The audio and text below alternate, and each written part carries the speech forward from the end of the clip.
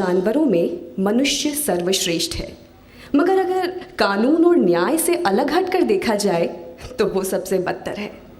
और इस कथन से हम सभी सहमत भी होंगे। मुझे दो औरतों वाली वो कहानी याद आती है जिसमें वो एक बच्चे के लिए बहुत लड़ रही थी कि ये बच्चा मेरा है, ये बच्चा मेरा है। झगड़ा जब बहुत हुआ तो बात राजा तक पहुंची और राजा ने कहा कि इस बच्चे के 2 टुकड़े कर दिए जाएं और एक इस औरत को दे दिया जाए और एक इस औरत को। तब असली माँ बोली कि नहीं नहीं, ऐसा मत कीजिए, ये बच्चा इस औरत को दे दीजिए, कम से कम मेरा बच्चा जीवित तो रहेगा। और तब राजा ने सिपाहियों से कहकर दूसरी झूठी औरत को कैद करवा लिया। असली माँ को उसका बच्चा मिल गया। इन बचपन की छोटी छोटी कहानियों में हमने न्याय को देखा और जाना कि न्याय कितना ज़रूरी है।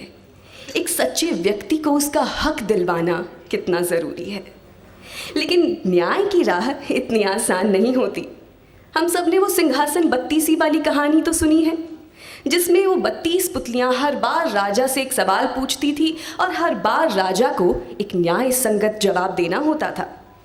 हम और हमारी कहानियाँ, हम यानी कि भारत, जहाँ धर्म, संस्कृति, भाषा, विचारधारा, रहन सहन, मान्यताएं, राजनीति, भूगोल, मौसम, न जाने कितनी ही विविधताएं हैं।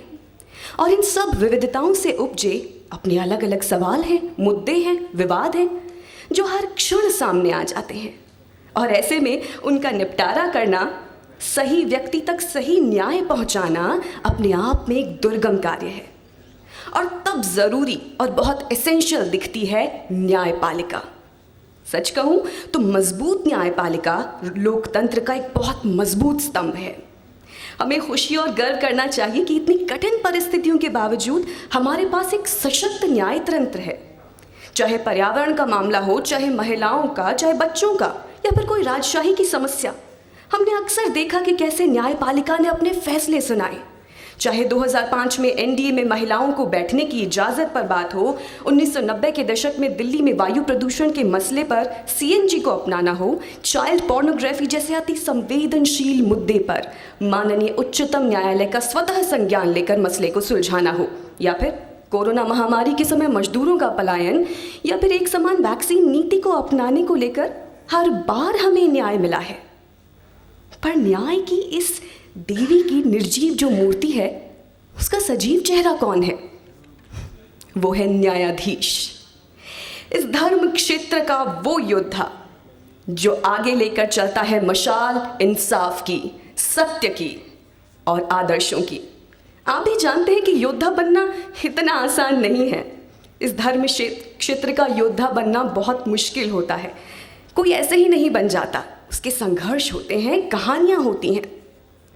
और एक ऐसी ही कहानी लेकर आज हमारे बीच भी मौजूद होंगे एक ऐसे ही योद्धा जो किसी परिचय के मोहताज तो नहीं है, पूर्व चीफ जस्टिस रंजन गोगोई जी।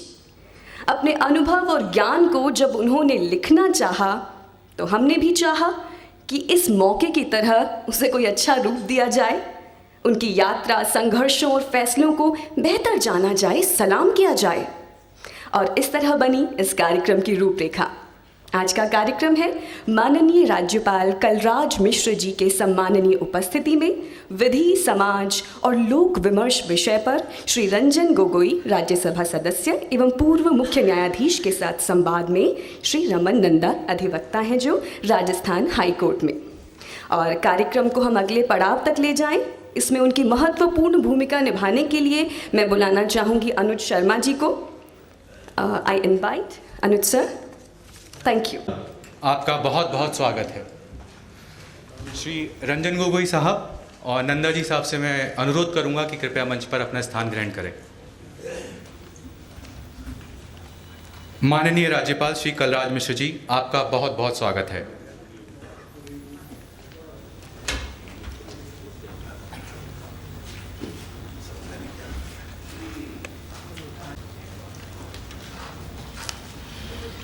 करके अपने स्थान पर खड़े हो जाइए। मन अधिनायक जय हे भारत भाग्य विधाता, पंजाब सिंध गुजरात मराठा द्राविड़ उत्कल बंगा, विंध्य हिमाचल यमुना गंगा उच्चल जल तव शुभ नामे जागे, तव शुभ आशीष मांगे, गाहे तव जय गाथा। जन गण मंगलदायक जय हे भारत भाग्य विधाता। जय हे जय हे जय हे, जय जय जय जय हे।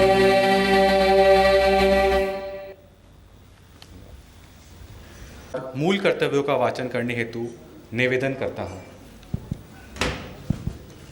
सभी लोग खड़े हो जाए तो अच्छा रहेगा।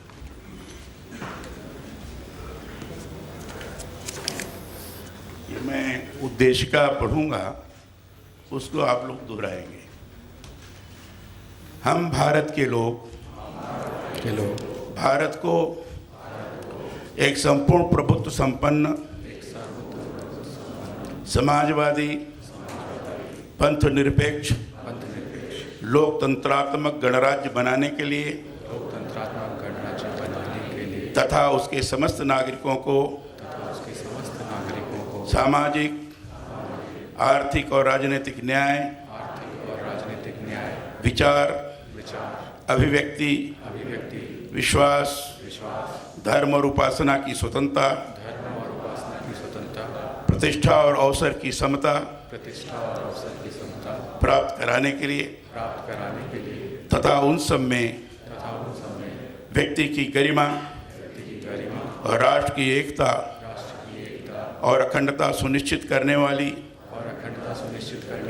बंधुता बढ़ाने के लिए दृढ़ संकल्प होकर अपनी संविधान सभा में आज तारीख 26 नवंबर 1949 ईस्वी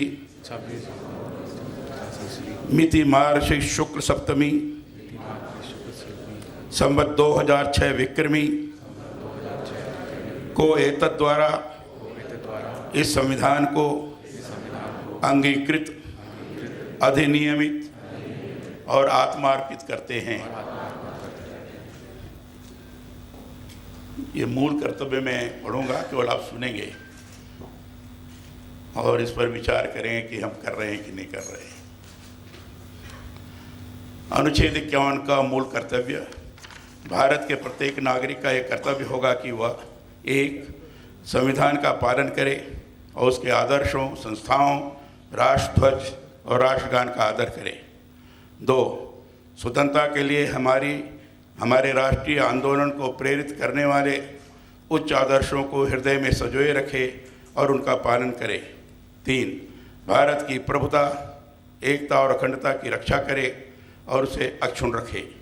4, देश की रक्षा करे और आह्वान किए जाने पर राष्ट्र की सेवा करे। 5, भारत के सभी लोगों में समरसता और समान भ्रातृत्व की भावना का निर्माण करे, जो धर्म, भाषा और प्रदेश या वर्ग पर आधारित सभी भेदभाव से परे हो। ऐसी प्रथाओं का त्याग करे जो स्त्रियों के सम्मान के विरुद्ध हैं। 6, हमारी सामाजिक संस्कृति की गौरवशाली परंपरा का महत्व समझे और उसका परिरक्षण करे। 7, प्राकृतिक पर्यावरण की, जिसके अंतर्गत वन, झील, नदी और वन्य जीव हैं, रक्षा करे और उसका संवर्धन करे तथा प्राणी मात्र के प्रति दया भाव रखे। 8, वैज्ञानिक दृष्टिकोण, मानववाद और ज्ञानार्जन तथा सुधार की भावना का विकास करे। 9, सार्वजनिक संपत्ति को सुरक्षित रखे और हिंसा से दूर रहे। 10, व्यक्तिगत और सामूहिक गतिविधियों के सभी क्षेत्रों में उत्कर्ष की ओर बढ़ने का सतत प्रयास करे, जिससे राष्ट्र निरंतर बढ़ते हुए प्रयत्न और उपलब्धि की नई ऊंचाइयों को छू ले। 11, जो माता पिता या संरक्षक हो वह 6 से 14 वर्ष के बीच की आयु के यथास्थिति अपने बच्चे अथवा प्रतिपाल्य को शिक्षा प्राप्त करने के अवसर प्रदान करेगा। धन्यवाद। प्रभा कितान फाउंडेशन की ओर से श्रीमती अपरा कुच्चल माननीय अतिथिगण का अभिनंदन करें तथा उसके पश्चात स्वागत उद्बोधन प्रदान करें।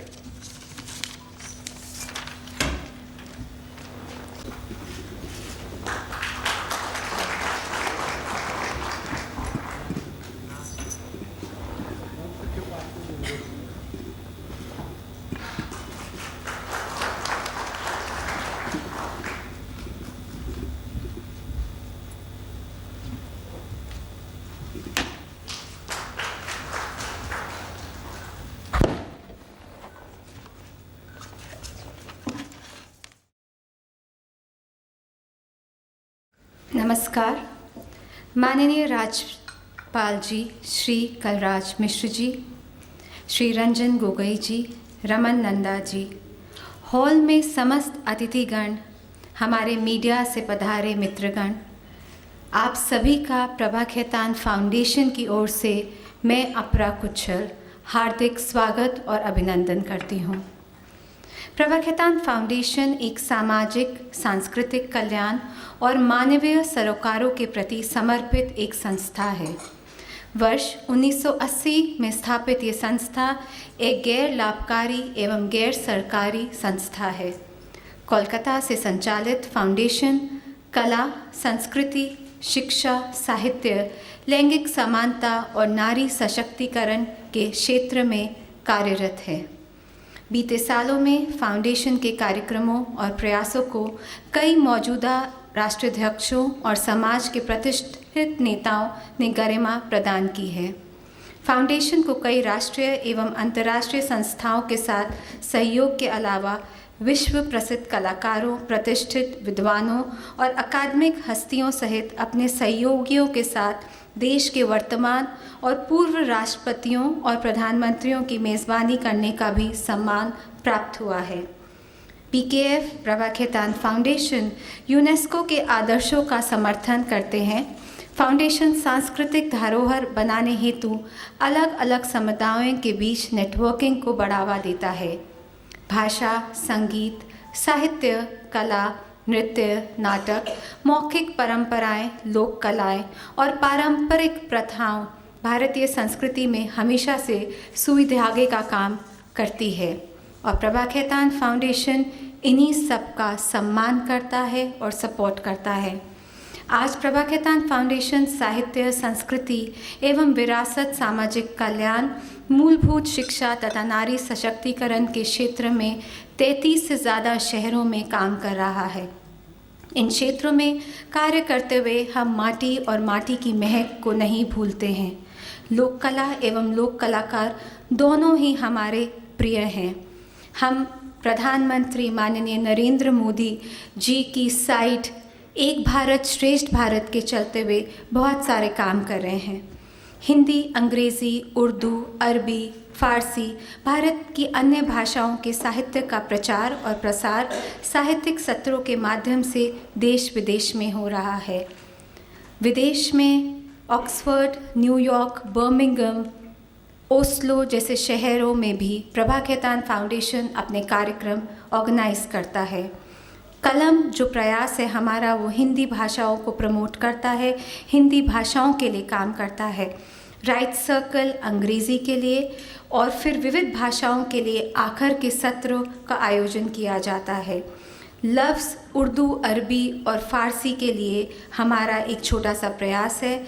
इसके अलावा पुस्तक विमोचन के लिए किताब, जो कि आज हमारा एक किताब का कार्यक्रम है, और सुर और सास जो कि कल्चरल संबंधित कल्चरल इनिशिएटिव्स के साथ है। टेटेटी चलचित्र भी हम लोग ऑर्गेनाइज करते हैं। कोविड महामारी के दौरान महोदय, जब सारा विश्व निराशा से पस्त था, फाउंडेशन ने आभासीय सत्रों के माध्यम से अपने दर्शकों और पाठकों के जीवन में सांसें भर दी। कलम प्रभा खेतान फाउंडेशन का एक प्रतिबद्ध और समर्पित अभियान है जिसका उद्देश्य अपनी भाषा, अपने लोग के मौलिक विचार को बढ़ावा देना है। प्रभा खेतान फाउंडेशन नारी सशक्तिकरण को नया आयाम देता है। एहसास वुमन के रूप में देश के अलग अलग शहरों से महिलाएं प्रभा खेतान फाउंडेशन में अपनी प्रज्ञा को, कल्पना को, रचनात्मकता को योगदान देती हैं। ये वही महिलाएं हैं जो अपने कार्यक्षेत्र में विशेष कुशलता एवं दक्षता रखती हैं। फाउंडेशन का मानना है कि आज की महिलाएं आने वाले समय के लिए बदलाव की सबसे बड़ी संवाहक हैं और ये उन मस्तिष्कों को एक साथ लाती हैं जो बेहतर भविष्य के बारे में सोचते हैं और बदलाव लाने का संकल्प लेते हैं। आज किताब कार्यक्रम में सर्वोच्च न्यायालय के पूर्व मुख्य न्यायाधीश रंजन गोगोई जी की किताब जस्टिस फॉर द जज का अवलोकन माननीय राज्यपाल जी श्री कलराज मिश्र द्वारा किया जाएगा। इस अवसर पर गोगोई जी से संवाद राजस्थान उच्च न्यायालय के अधिवक्ता रमन नंदा करेंगे। जैसे कि हम सब जानते हैं, रंजन गोगोई जी राज्यसभा में 19 मार्च 2020 को राज्यसभा में संसद सदस्य के रूप में मनोनीत हुए थे। रंजन गोगोई जी का जन्म 18 नवंबर 1954 को असम में हुआ। 46 वर्ष की आयु में ही वे हाई कोर्ट के जज नियुक्त किए गए। इनका कार्यालय 17 नवंबर 2019 को समाप्त हुआ और इस दौरान आपने एक बहुत ही इंस्पिरेशनल रूप से देश को अपने कामों से कहीं ना कहीं, आई थिंक जो हमारे युवा हैं उनको अपने काम से जोड़ा।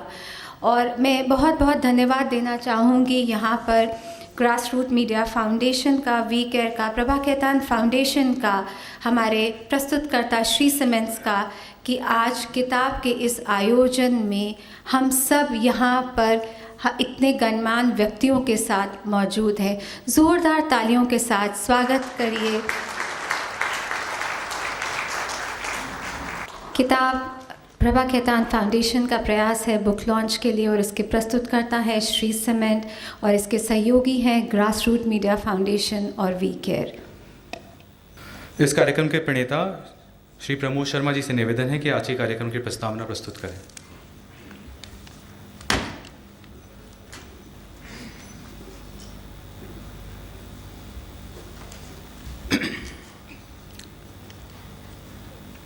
मूक होई वाचाल पंगु चढ़ई गिरिवर गहन, जासु कृपा सुदयाल द्रवौ सकल कलिमल हरण।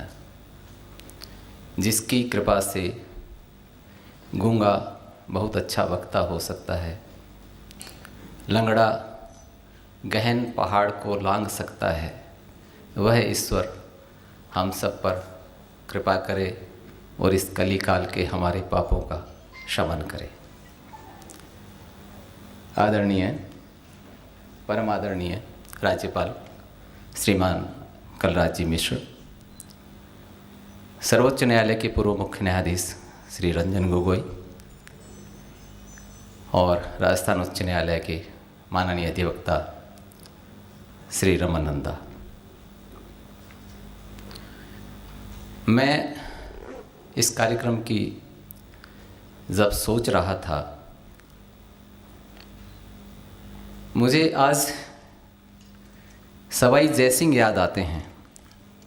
1727 में जब उन्होंने जयपुर की नींव रखी, वास्तु पुरुष से उन्होंने भी कुछ मांगा था, पर मैं जो अनूठी बात आपको बताता हूँ वो यह है कि जो पुरोहित थे उन्होंने वास्तु पुरुष से वचन लिया कि जयपुर एक ऐसा शहर बने जहाँ गुणीजन आए, अच्छी चर्चाएं हों। और मैं 1990 से जयपुर में हूँ, मैं ये अनुभूत करता हूँ कि जयपुर एक ऐसा केंद्र बना हुआ है, जयपुर में जो आ गया वो जयपुर से बाहर नहीं गया। तो आज का जो ये अवसर है, अमृतलाल नागर की एक पुस्तक मैंने पढ़ी, एकता नैमिषारण्य। अपन जानते हैं कि नैमिषारण्य में ऋषि लोग इकट्ठा होते हैं, अब रूप बदल गया है। ये भी आज नैमिषारण्य है जहाँ ऋषि लोग इकट्ठे हुए हैं कि सूत जी कथा कहो, ये भारत की आत्मा है। मैं महाभारत मुझे कृपा हुई, ईश्वर की कृपा मेरे ऊपर, मैंने महाभारत मूल पढ़ा संस्कृत में। यक्ष प्रश्न करते हैं युधिष्ठिर से, वो बात है। महाभारत का युद्ध समाप्त हो गया, भीष्म सरसैया पर लेटे हैं, उनसे मिलने जाते हैं लोग, धर्म की राजनीति की बातें करते हैं। युधिष्ठिर से जब राज्य स्वीकार करने के लिए कहा तो युधिष्ठिर ने मना किया कि ये रक्त रंजित सिंहासन मैं नहीं लूँगा। राजा बनने से मना करते हैं वो। सबने कहा कि राजा तो बनना पड़ेगा, भी राजा के बिना काम कैसे चलेगा, समाज कैसे चलेगा। तो उन्होंने बड़ा विषण्ण मन से कहा कि क्या राजा के बिना काम नहीं चल सकता, जरूरी है क्या राजा। तब वेदव्यास एक अद्भुत श्लोक कहते हैं। भीष्म ने कहा आप ठीक कहते हो, युधिष्ठिर तुम ठीक कहते हो, ऐसा नहीं है कि बिना राजा के काम नहीं चल सकता। था ऐसा वक्त, कैसा था? न वे राज्यम न राजासीत न दंडो न च दांडिक, कि न राजा था न राज्य था, न दंड नीति थी न दंड था। तो उन्होंने कहा फिर समाज चलता कैसे था? धर्मेण एव प्रजा सर्वे रक्षन्ति परस्परम, कि सारी प्रजा, जो आदरणीय माननीय राज्यपाल महोदय ने हमको कर्तव्य पढ़कर सुनाए हैं, वो सारी प्रजा अपने कर्तव्यों का पालन करती थी। तो अपन एक कल्पना करें कि यदि हम सब कर्तव्यों का पालन करने लग जाएं तो राज्य की जरूरत है क्या? तब उन्होंने कहा फिर राजा कैसे आ गया? क्योंकि राजा तो है। उन्होंने कहा कि जो सबल लोग थे उन्होंने निर्बलों पर अत्याचार शुरू कर दिया, उनका हक छीनने लग गए। तब समाज ने कहा कि एक ऐसी व्यवस्था लाओ, मैं नागरिक के नाते मेरी आय में से 1/6 हिस्सा कर के रूप में दूंगा, और जो लोग ये व्यवस्था देखेंगे, दंड नीति बनाएंगे, दंड देंगे, उनके उपार्जन का और कोई उपाय न होगा, इसलिए मैं अपनी आय में से प्रत्येक नागरिक ने 1/6 हिस्सा कर के रूप में देना स्वीकार किया। वहाँ से ये राज्य नाम का तत्व अस्तित्व में आता है। तो मैं जो कहना चाहता हूँ वो ये है कि सर्वोपरि जो है वो हम भारत के लोग हैं। सोसाइटी जो है वो सॉवरेन है, संप्रभुता समाज में ही है। और आज जो हम जिस विकट परिस्थिति में हैं, आज का जो विषय हमने बातचीत का रखा है वो विधि, समाज और लोक विमर्श क्या है। जो विधि बन रही है, क्या उसमें कहीं लोक विमर्श है? क्या लोक विमर्श का सम्मान है? अब देखने में ऐसा आता है कि जो राज्य नाम का एक तत्व था, जो समाज को चलाने के लिए हमने ईजाद किया था, वो हमारे ऊपर शासक हो गया है। ये विडंबना है। और समाज उसके जो उसने और पावर कर लिया है, समाज की सारी शक्तियों को समाज कराह रहा है। इस स्थिति में मैंने निवेदन किया कि आज के विषय में इस पर बोलने के लिए मैं गया। साहब की पुस्तक भी हमने देखी, मैंने आपसे भी जिक्र किया कि आप ज़रूर पधारें, क्योंकि इस विषय पर आपकी पुस्तक है और आदरणीय माननीय राज्यपाल जी ने भी पुस्तक लिखी है, आपको ध्यान होगा, मैंने जिक्र किया। तो साहब मैंने बड़ा मतलब आप समझ लीजिए मैंने दुराग्रह जैसा किया कि साहब आपको आना ही पड़ेगा। तो हमारी अनुरोध पे उन्होंने अपने पूर्व कार्यक्रम भी पोस्टपोन किए और हमारे ये अनुरोध स्वीकार किया। और गोगोई साहब का तो मैं कैसे आभार व्यक्त करूँ, मतलब कल्पना से परे है मेरे कि मात्र 10 मिनट में हमारा कार्यक्रम तय हुआ। ये बिल्कुल एक विलक्षण बात थी। तो मैं आप सबका और गोगोई साहब का, कलराज जी का और रमानंदा जी तो क्या कहूँ मैं, हमारे बड़े भाई जैसे हैं। जो इन्होंने कहा कि प्रमोद जी यार आपने सोचा, तो मैंने कहा आपने मदद करी, देखो ये सब ऋषि लोग हमने इकट्ठा कर दिए हैं। मुझे बड़ा आप लोगों को देख के मन में बड़ा उत्साह है कि जयपुर जो सवाई जय सिंह जी की हमने इच्छा, एक प्रक्रिया पूरी कर दी है और हम इसको और आगे ले जाएंगे। तो मैं इतनी सी बात कहता हूँ और आप सबका बहुत हृदय से आभार करता हूँ। आप जो मेरे बिल्कुल छोटे से अनुरोध पे आप लोग पधारे, और आपका तो बहुत हृदय से आभार है, आप तीनों का ही प्रणाम, नमस्कार।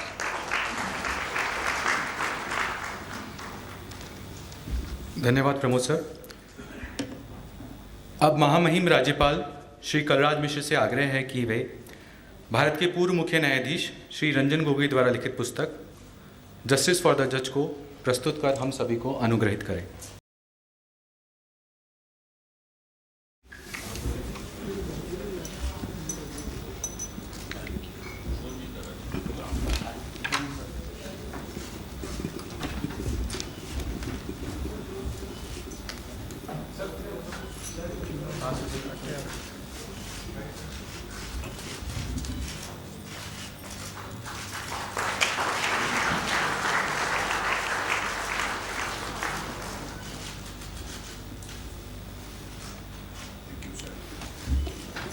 धन्यवाद आप सभी का।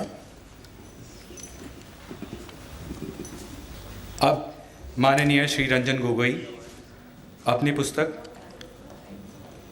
जस्टिस फॉर द जज और आज के विषय law, society and public discourse पर हमारे साथ अपने विचार साझा करेंगे। माननीय Shri Gogoi, please.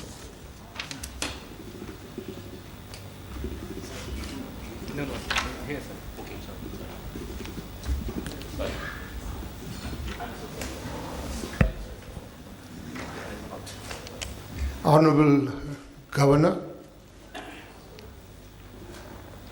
and all distinguished persons who have come. You will permit me to speak in English. Hindi घर पे नहीं चलता है. I come from the Northeast and court कचहरी में 20 साल हिंदी नहीं बोले हैं. So please permit me. I will speak for 2 minutes क्योंकि what appears to be Mr. Nanda has got about an hour-long interaction with me. अब यहीं पे सब कुछ बोल दूं तो क्या interaction होगा? 5,000 साल पहले, 5,000 years back, there was a Hindu sage, monk, आप लोग सुने होंगे, बृहस्पति। बृहस्पति ने क्या कहा इस टॉपिक के ऊपर, विधि, समाज और लोकतंत्र? Society needs law only when people lose character. What is law? You don't need law. You need law to regulate conduct. And let me ask you, has the numerous laws that have been framed, have they succeeded in controlling misconduct? No. And what is public discourse? Public discourse does not, it's not a discourse on character. It's a discourse on human conduct. This is unfortunate. Public discourse is what I do and you do, not what character demands to be done.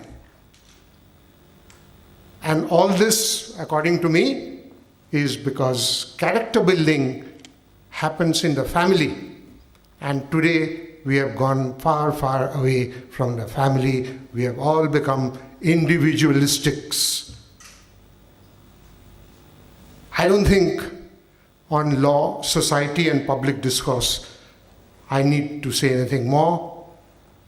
Law is unnecessary if society is in order.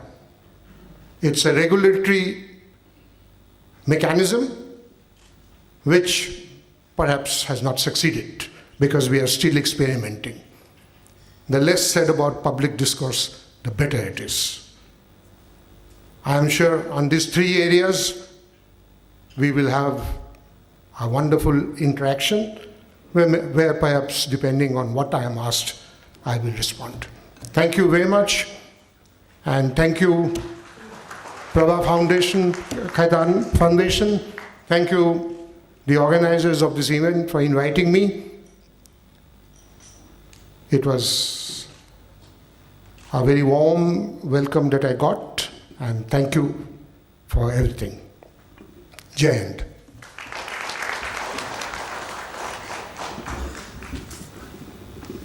जो प्रश्न माननीय श्री रंजन गोगोई ने उठाए हैं वे देश के समक्ष महत्वपूर्ण प्रश्न हैं जिन पर देश भर में विविध स्तरों पर चर्चा हो रही है। अब मैं श्री कलराज मिश्र, माननीय राज्यपाल राजस्थान, जो कि हमारे आज के कार्यक्रम के मुख्य अतिथि हैं, मैं उनसे निवेदन करता हूं कि आज के विषय पर वे हमें संबोधित करें। आज के इस गरिमामय कार्यक्रम में उपस्थित भारत के पूर्व मुख्य न्यायाधीश और माननीय सांसद श्री रंजन गोगोई जी, इस आयोजन के सूत्रधार और अधिवक्ता Shri Raman Nanda ji, grass root media foundation के प्रभारी और कार्यक्रम आयोजक श्री प्रमोद शर्मा जी, प्रभा खेतान फाउंडेशन की प्रतिनिधि अपरा कुच्छल जी, अन्य सभी उपस्थित गणमान्य जन, शिक्षाविद, न्यायाधीशगण, अधिवक्तागण और मीडिया के मेरे मित्रों, यह प्रसन्नता की बात है कि आज भारत के पूर्व मुख्य न्यायाधीश श्री रंजन गोगोई जी की पुस्तक जस्टिस फॉर द जज पर पृथक से संवाद भी हो रहा है। उन्हें मेरे बहुत बहुत बधाई। मेरी उपस्थिति में उस पुस्तक का लोकार्पण भी हुआ है।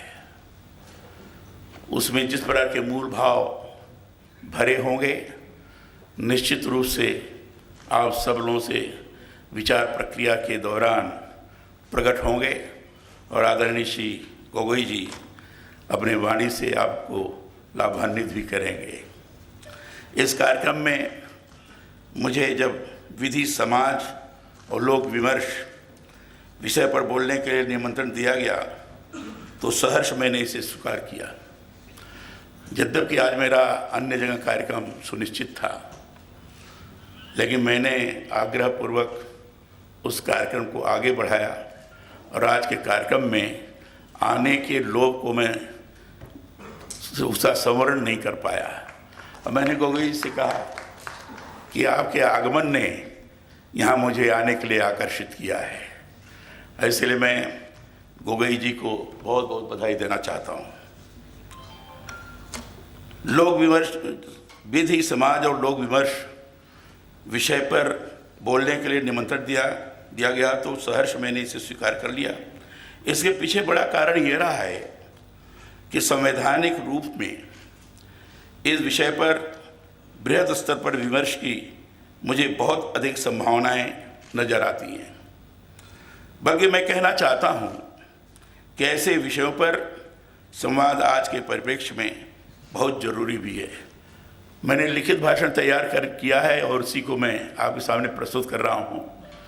वैसे बोलने के लिए बहुत कुछ बोला जा सकता है, मौखिक रूप से भी, लेकिन मैं ऐसे संवैधानिक पद पर हूँ जिसमें ध्यान रखना पड़ता है कहीं शब्दों का चयन करने में गड़बड़ न हो जाए। इसलिए प्रयास करता हूँ कि मैं आप लोगों के बीच में जब अपने विचारों की अभिव्यक्ति करूँ तो लिखित रूप से ही करूँ तो ज़्यादा अच्छा होगा। लेखनी के द्वारा लिपिबद्ध होकर वो चीज़ आपके पास जाएगी तो निश्चित रूप से उसमें किसी भी प्रकार की हमारे पत्रकार मित्रगण कुछ निकाल नहीं सकेंगे। मैं कहना चाहता हूँ कि ऐसे विषयों पर संवाद आज के परिप्रेक्ष्य में बहुत ज़रूरी है। भारतीय संविधान की प्रस्तावना से अपनी बात प्रारंभ करता हूँ। संविधान की हमारी प्रस्तावना हम भारत के लोग से प्रारंभ होती है। यह जो हम भारत के लोग हैं, इसके मूल में हम भारतीय लोकतंत्र की जीवंतता को गहराई से अनुभूत कर सकते हैं।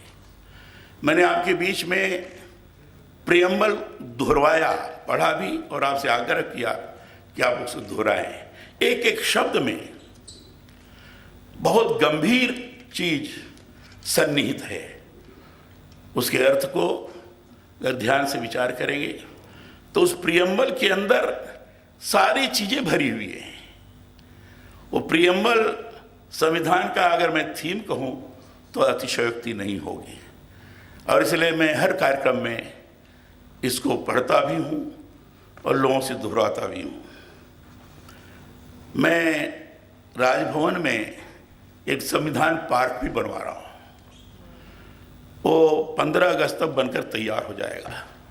मैं आदरणीय पूर्व मुख्य न्यायाधीश को भी आमंत्रित करता हूँ, जरूर आकर देखें, अद्भुत होगा। उसको आप देखेंगे तो हमारे अधिवक्तागण भी अनुभव करेंगे कि नई नई सूचनाएं उससे हमें प्राप्त होंगी। इस तरह का हम बनवा रहे हैं और बन जाने पर पूरे हिंदुस्तान भर में राजस्थान के राजभवन में एक ही वही संविधान पार्क होगा जो हिंदुस्तान में कहीं नहीं है। वहाँ हर प्रकार की जानकारी प्राप्त होगी। लोकतंत्र किससे है? भारत में रहने वाले लोगों से ही तो है। इसलिए हमारे यहाँ संविधान में लोगों को मूलभूत अधिकार प्रदान किए गए, उनके कर्तव्य निर्धारित किए गए। मैं मानता हूँ कि अधिकारों के साथ कर्तव्यों का संतुलन जब होता है तभी मानवीय गरिमा सभी स्तरों पर स्थापित होती है। इस दृष्टि से देखें तो भारतीय संविधान मानवीय अधिकारों और कर्तव्यों का महत्वपूर्ण दस्तावेज है। केवल दस्तावेज ही नहीं है, यह मानव की गरिमा को स्थापित करने का मूल मंत्र भी है। संविधान शब्द राम और विधान शब्दों से बना हुआ है, सम और विधान शब्दों से बना हुआ है। संविधान शब्द सम और विधान इन शब्दों से बना हुआ है। सबके लिए समान विधान के अर्थ में संविधान देश के शासन प्रबंध संबंधित समस्त नियमों का एक तरह से प्रसार करता है। संविधान में निहित कानूनी प्रावधानों से ही देश में न्याय और न्यायपालिका की नींव सुदृढ़ होती है। जब हम विधि, समाज और लोक विमर्श की बात करते हैं तो इस पर भी हमें गौर करना चाहिए कि सामाजिक न्याय से संबंधित कानून बनाने में हमारा देश विश्व भर में सबसे अग्रणी है।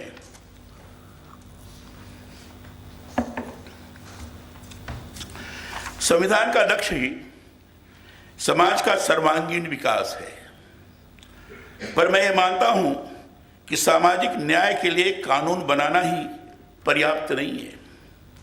कानून बनाने के साथ समाज में आर्थिक समानता और सामाजिक रूप में ऐसा वातावरण बनाया जाना भी जरूरी है कि जिससे व्यक्ति में किसी तरह के भेद, छुआछूत, कुरीतियों आदि को समूल मिटाया जा सके। संविधान निरंतर नए समाज की संरचना का आधार हमें देता है। इस आधार को व्यवहारिक रूप में सफलीभूत करने का कार्य न्यायपालिकाओं और समाज का है। संविधान और कानून इसके मूल मंत्र हैं, पर आप सभी इस बात को जानते हैं कि मंत्र सिद्ध तब होता है जब उसे जपने की भावना शुद्ध होती है। अर्थात जो कानून बनते हैं जब तक उसको क्रियान्वित नहीं करेंगे प्रामाणिकता और ईमानदारी से, तो कानून क्या करेगा? कानून को चरितार्थ करने की जिम्मेदारी जिनके लिए कानून बनता है उनकी होती है। अगर उसको सही भाव से लेकर व्यवहार में आचरित नहीं करेंगे तो कभी भी उस कानून का लाभ प्राप्त नहीं हो सकता। मंत्र को मूर्त रूप तब मिलता है जब उपयुक्त समुचित व्यवस्थाएं लागू हों। लोकमत और लोकनिष्ठा की नींव पर कानून और लोकशाही में परिवर्तन भी लाए जा सकते हैं। हमारे साथ देश के मुख्य न्यायाधीश रहे गोगोई जी विराजमान हैं,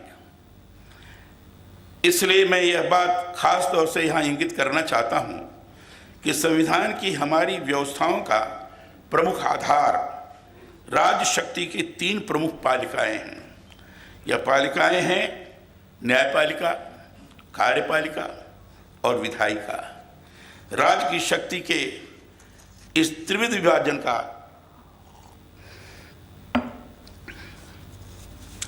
यह सिद्धांत निरंकुशता को रोकने और सत्ता के नियंत्रण तथा संतुलन में निरंतर कारगर रहा है।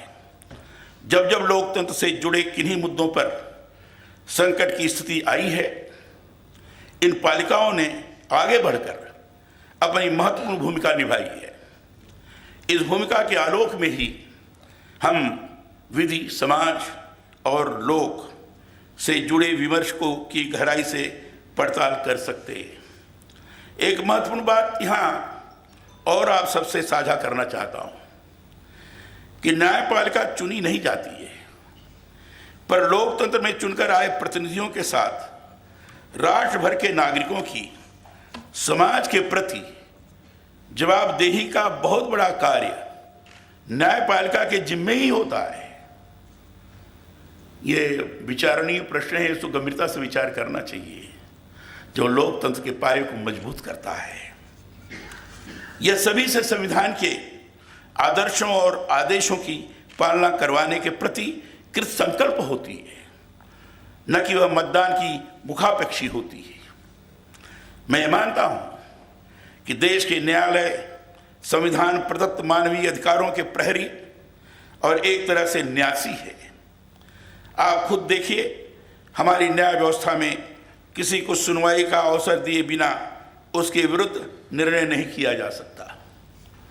माने न्यायपालिका अपने आप में इतनी पारदर्शी है कि कोई भी निर्णय करती है तो उसके सभी पक्षों पर गहराई से विमर्श कर न्याय के सभी सिद्धांतों को लागू करते हुए अपना कार्य करती है। इसलिए न्यायपालिका में आमजन का आज भी विश्वास कायम है, व्यवस्थित है।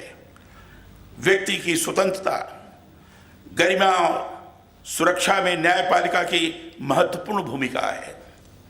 समाज इसलिए न्यायपालिका पर विश्वास करता है कि उसमें किसी तरह का पक्षपात नहीं होगा। उच्चतम न्यायालय ने आरंभ से ही वाक स्वतंत्रता, प्रेस की आज़ादी को कायम रखने के दृढ़ संपन्न निर्णय समय समय पर सुनाए हैं। मीडिया को लोकतंत्र का चौथा स्तंभ हमने इसलिए स्वीकार किया है कि लोकतंत्र की नींव को सींचकर उसे सुदृढ़ करने में वह निरंतर कारगर भूमिका निभाता है। मेरा यह भी मानना है कि चौथे स्तंभ के रूप में मीडिया आम जन के अधिकारों और उनके हितों की सुरक्षा के लिए आवाज उठाने का महत्वपूर्ण कार्य करता है। लोकतंत्र के किसी भी स्तंभ पर कहीं कोई खामी होती है, मीडिया उसे उजागर कर लोगों को जागरूक कर उनकी बहुत बार आवाज भी बनता है। यह जो लोकतंत्र के स्तंभों का संतुलन है, ये संतुलन, समन्वय, ये बहुत आवश्यक है। संतुलन है, मैं ये मानता हूं, वही लोक का सही माने में आलोक है। मैं निरंतर यह बात कहता रहा हूं कि राष्ट्र भौगोलिकता से जुड़ा कोई भूभाग भर नहीं है। राष्ट्र अपने आप में विचार है।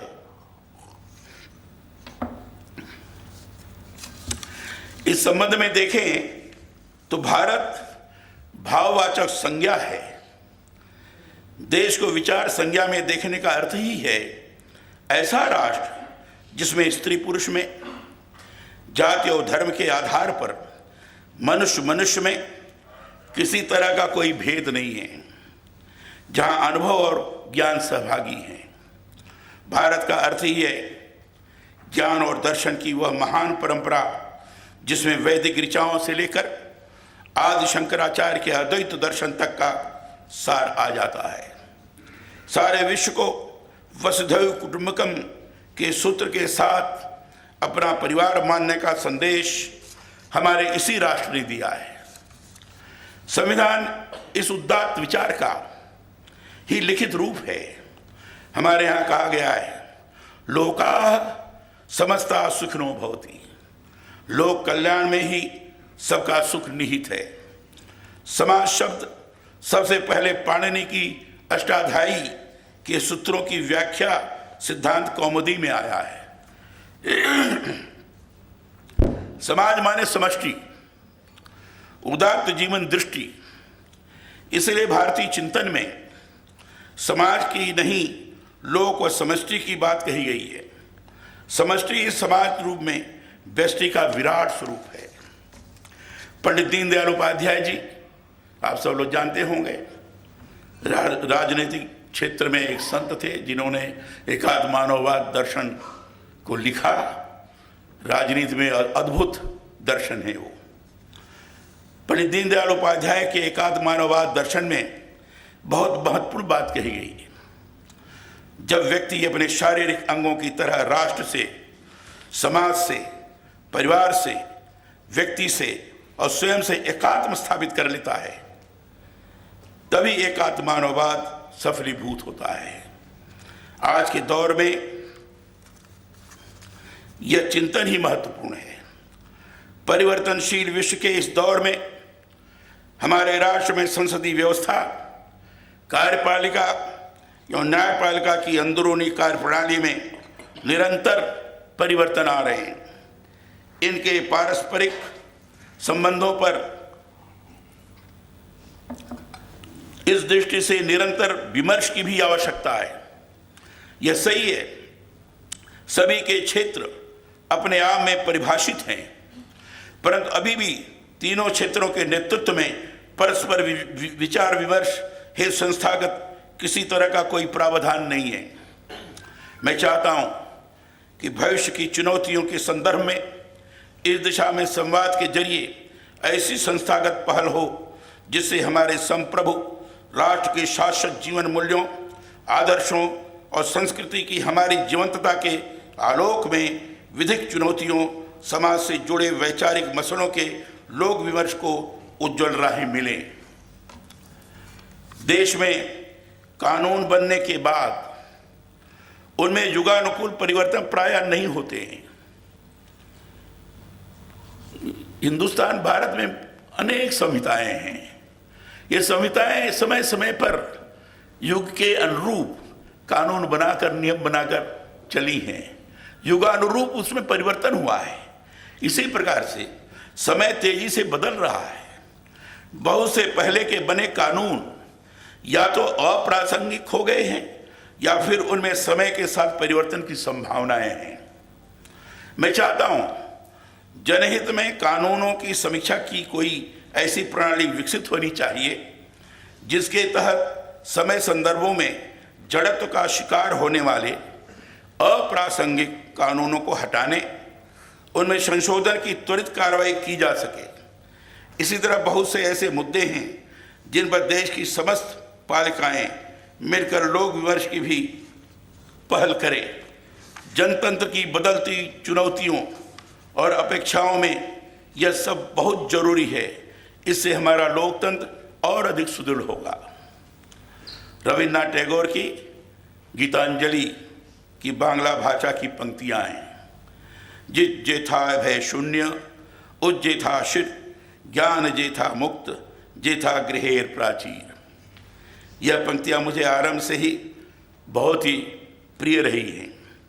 इनका अर्थ है जहाँ चित्त भय से शून्य हो, जहाँ हम गर्व से माथा ऊंचा करके चल सकें, जहाँ ज्ञान मुक्त हो, जहाँ दिन रात विशाल वसुधा को खंडों में विभाजित कर छोटे और छोटे आंगन न बनाए जाते हों, विद समाज और लोक विमर्श के जरिए यदि ऐसा होता है तभी इसकी राष्ट्र के लिए सार्थकता है। आपने मुझे इस महत्वपूर्ण कार्यक्रम में आमंत्रित किया और अपने विचार को व्यक्त करने का अवसर प्रदान किया। इसके लिए मैं बहुत बहुत आभार व्यक्त करता हूं और बहुत बहुत धन्यवाद देता हूं। बहुत बहुत धन्यवाद। जय हिंद।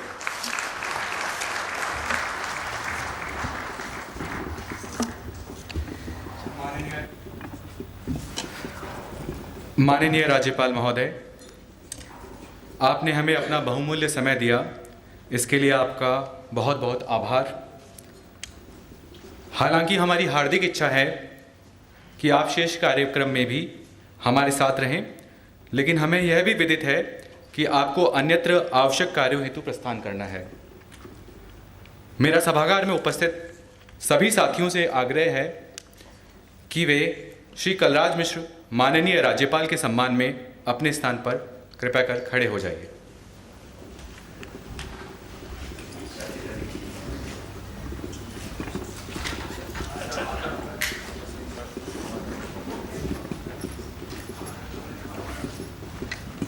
नमस्कार माननीय मंच,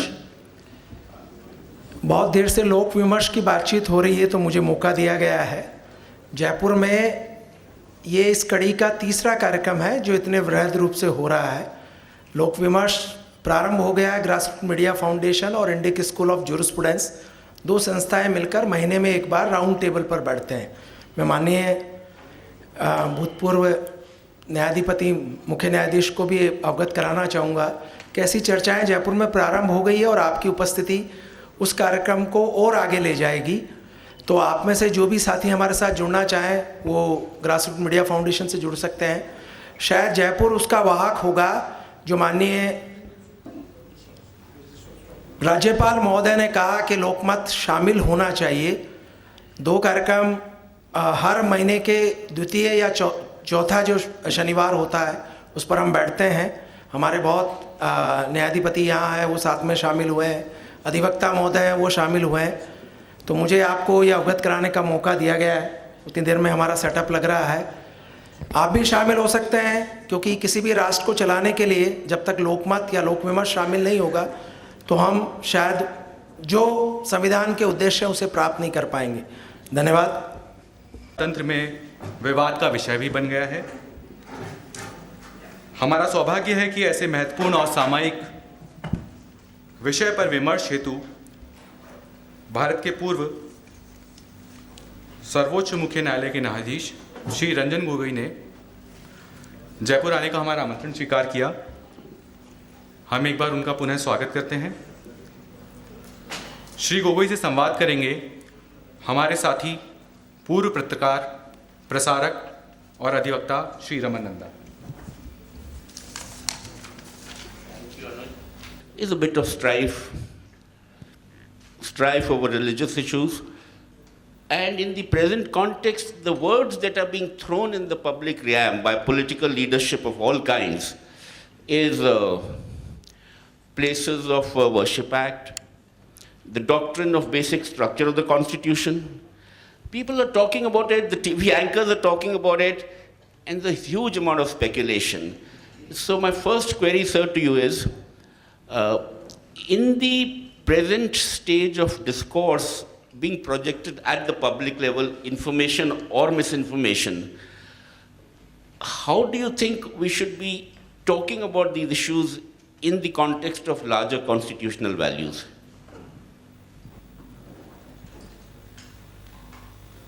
Mr. Nanda, I had mentioned in my 2-minute speech what is public discourse. Public discourse is what it should not be. Places of Worship Act. Rightly or wrongly, the Supreme Court in the Ayodhya judgment had dealt with it. And though it was not directly an issue, had said it's a fine piece of legislation. There are challenges to that act pending in the Supreme Court.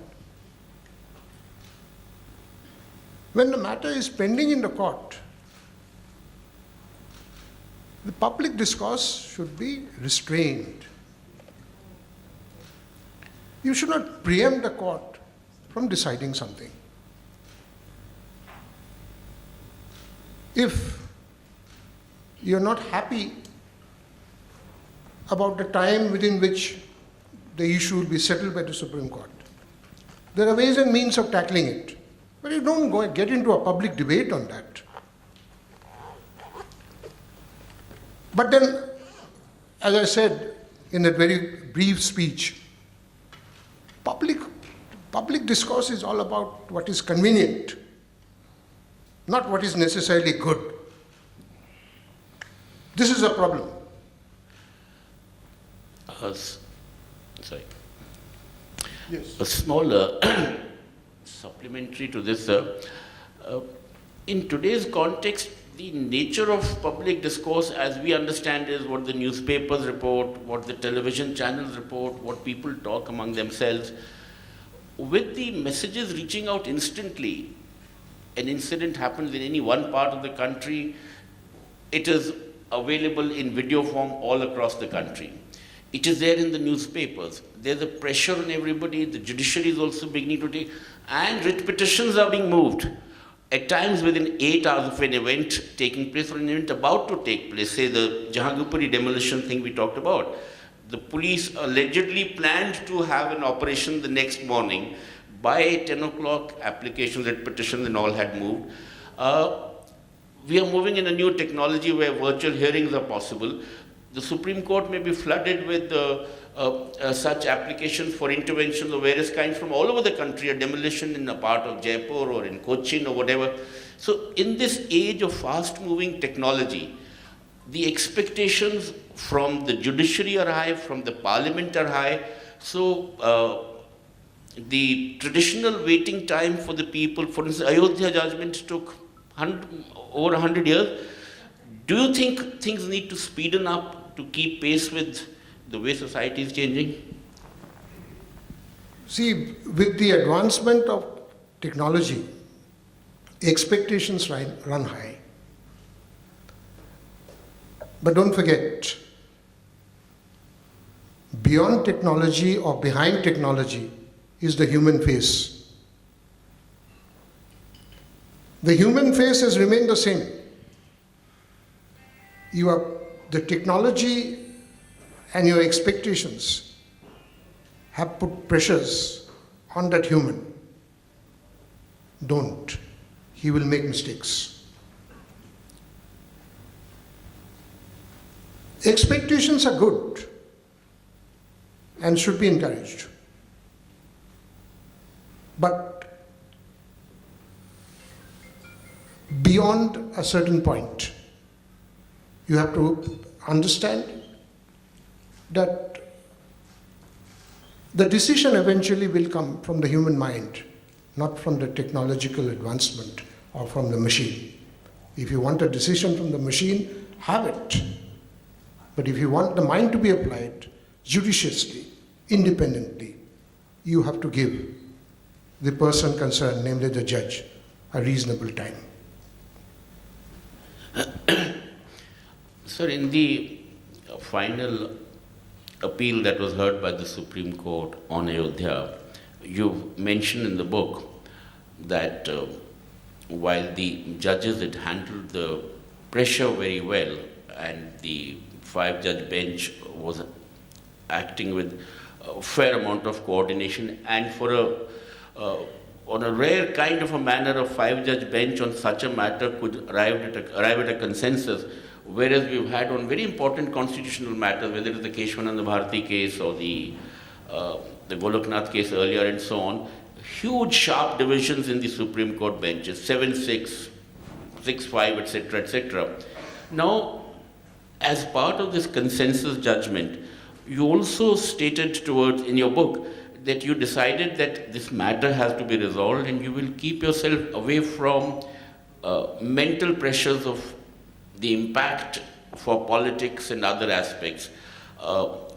What was the process of decision making in the mind to arrive at such an approach, both about the consensus and this attitude? Mr. Nanda, those who belong to the legal fraternity would know that the longest case in India's judicial history is the Keshwananda Bharati case. That took about 66 odd days.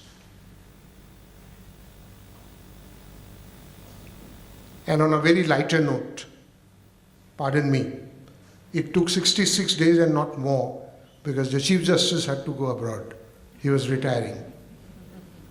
So he was to visit 16 countries in 16 days. So he had to wind up the hearing.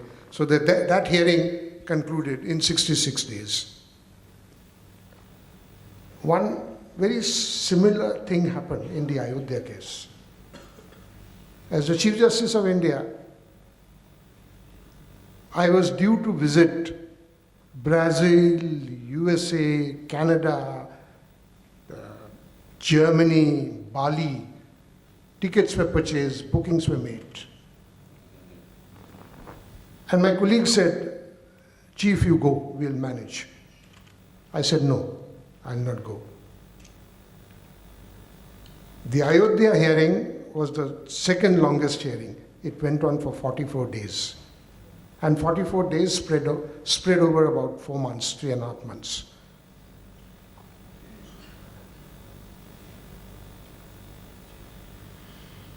Keshavananda Bharati case, I'm sure Mr. Nanda would talk about it further, is the backbone of Indian judicial thinking, particularly in regard to relation between the executive and the legislature, the basic structure doctrine. The Keshavananda Bharati case says Parliament, even by a constitutional amendment, cannot change the basic structure of the Constitution.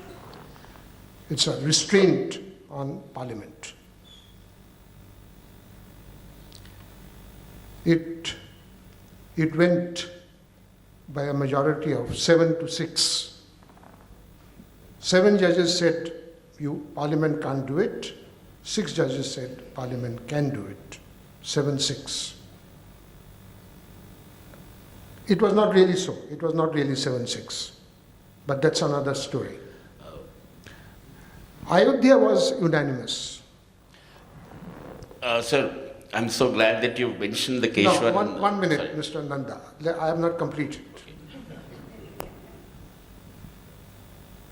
You see, there is a very bad habit that I have built up. I'd like to speak. I have remained silent for 20 years of my tenure. Fair enough. So, Mr. Nanda, unless you are in a hurry or if the audience is not in a hurry. All the time, sir, all the time. I have the time. I am due to take a flight back at about 9 o'clock. Now, Ayodhya was unanimous. It was not only unanimous, it was anonymous. Who wrote the judgment? Keshavananda Bharati was 1973. Ayodhya came 45 years later. Judges have become different. Mr. Nanda talked about pressures. Mr. Nanda talked about technological development. But look at the cool way. In 1973, 13 judges quarreled. And that quarrel is in this book. The book is the untold story of struggle for supremacy by Supreme Court and Parliament.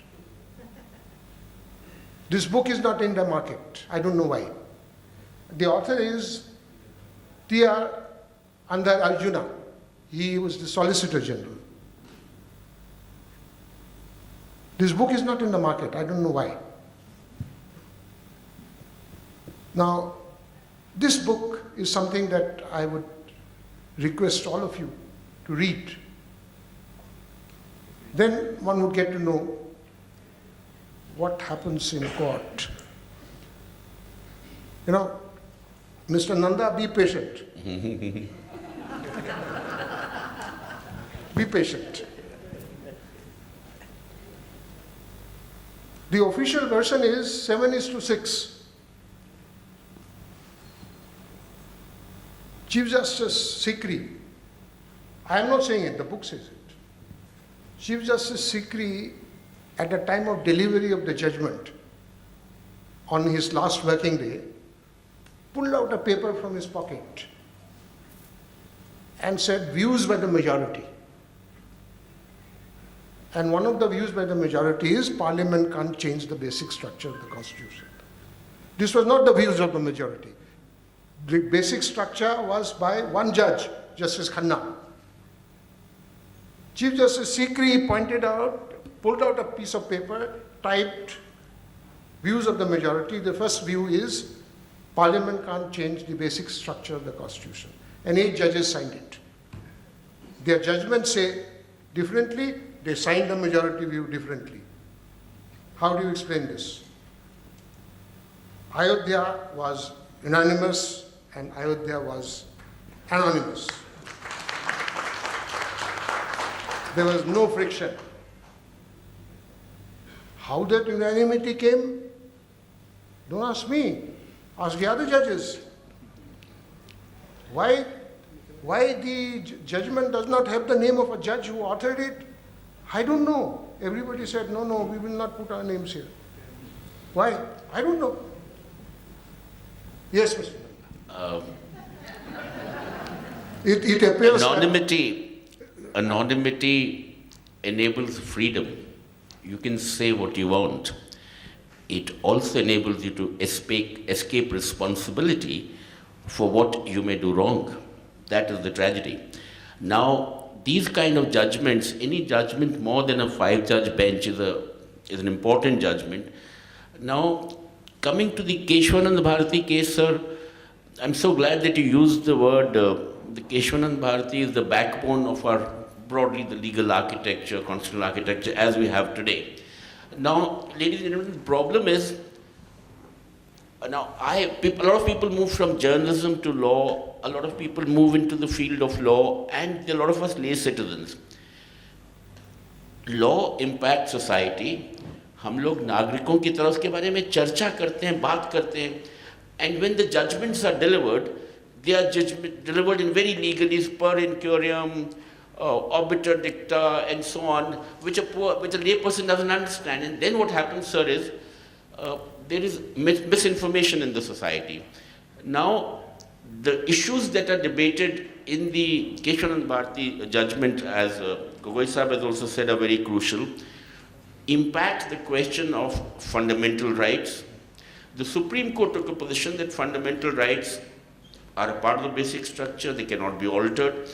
And on the two sides were ranged. The people ironically talking about defense of fundamental rights in that, where people owning big mutts also, property, right to property also, sir, indirectly flew in. Now, after the Keshwanand Bharati judgment, it defined the basic structure of the constitution. The term basic structure, as a lot of people know, does not exist in the constitution. We as school kids grew up learning that there are 3 aspects, the 3 pillars: the parliament, the executive, the judiciary. A 4th pillar has emerged called the media. In the minds of people today, for everything, we shall listen to what the court says. The government has to say that. The Supreme Court is what will decide. Politicians say it. People say it. Has the Supreme Court pushed itself in a position above the parliament, above the legislature? That is one aspect. And the other is just the name, Supreme Court of India. It is supreme amongst the courts of India. Article 141 says, law laid down by the Supreme Court shall be followed by all the courts of India. The Constitution does not say that the law laid down by the Supreme Court will necessarily be followed. That is an interpretation that flows from the Keshwanand Bharati case. So my question, sir, is, have we moved away after the Keshwanand Bharati case and the judgments subsequently also endorsing it becoming a dogma, that the Supreme Court of India has become, from being the Supreme Court to the supreme institution of India, which now overrides Parliament and the will of the people? I think Mr. Nanda has a problem there. The best part about the legal profession is that you are a free person. You are free to speak. Mr. Nanda, what is wrong with Keshwanand Bharati? What is wrong with the basic structure doctrine? Please tell me. We have the preamble, sir, we the people of India. The book that Gogoi Sahib cited to you, my attention was drawn to that thanks to him. This book was written by the counsel for Advocate Sirvai. And Advocate Sirvai argued brilliantly, and his junior has written the book. Now, when a judgment says a certain thing cannot be altered, it amounts to saying that the generation of Indians who drafted the Constitution through the Constituent Assembly, and they represented, if Prahlad Rai Saab is correct, the head of the law faculty who's done extensive work on this. It was about 10 to 15% of the Indian electorate which voted for the provincial assemblies in 46, which led to the indirect election and the Constituent Assembly. So you have a situation where 10% of the electorate voted, a constitution was drafted through that assembly. After that, today's parliament is much more representative. And when you say that some lines written by a certain generation shall never be altered, it amounts to saying, as Sirvai's eminent lawyer said, the dead shall rule from the grave and they shall constrain the progress of India. So that is my problem. Angrily put, but that is it. Mr. Nanda, if there is a problem with Keshav Nanda Bharati and the basic structure, society will throw it out. What is permanent? Tell me, what is permanent? Life itself is not permanent. Can anything be permanent? 200 years back, this is not the dress that we wore in India. Today we do. Why? Society has thrown that out, has brought this. Keshavananda Bharati, what is the quarrel?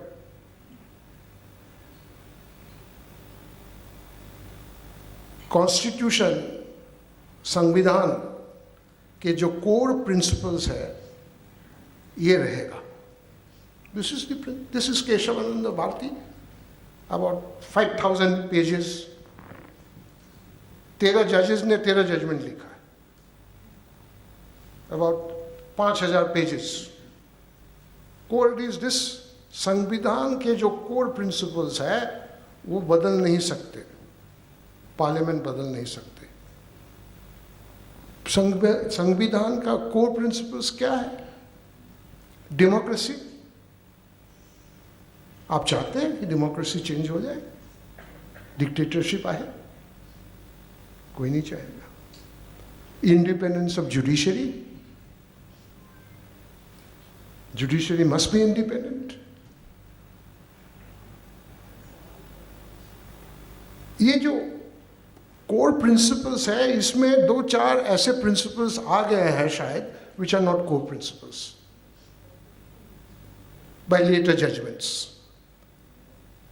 So the problem is not with Keshavananda Bharati. The problem is how long that list of basic structure is. Core principles कितने हैं? 3, 5, 10. ये list लंबा होते जा रहा है. The problem is there. The problem is not with the thinking. कि हमारे संविधान में ऐसे प्रिंसिपल्स हैं जो पार्लियामेंट बदल नहीं सकते. Yes, Mr. Nanda. So it's not a question of the judiciary being above the parliament, parliament being below the judiciary. नहीं है ऐसा. मैं जुडिशरी में भी था, मैं पार्लियामेंट में भी हूँ. ऐसा नहीं है. ऐसा सोचना, I don't think it's correct to think of that way. There is no superiority of one organ or one institution over the other. That's, as judges would say, a matter of opinion. Another point, sir. The judges say matter of opinion, but it is the judge's opinion which matters. Now, the judge's opinion matters in the... Not retired judges. The judge's opinion matters in the Supreme Court and through that in the other courts, and that's the limitation. It doesn't matter in the courts of the people, because people can change the Samvidhan also and make the judges do things differently. Mr. Nanda, what is this people concept?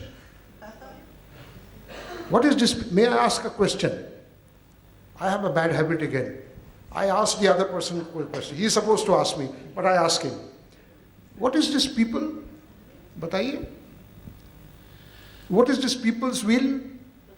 क्या है? कहाँ पे? Where? Is there a provision in a constitution for referendum?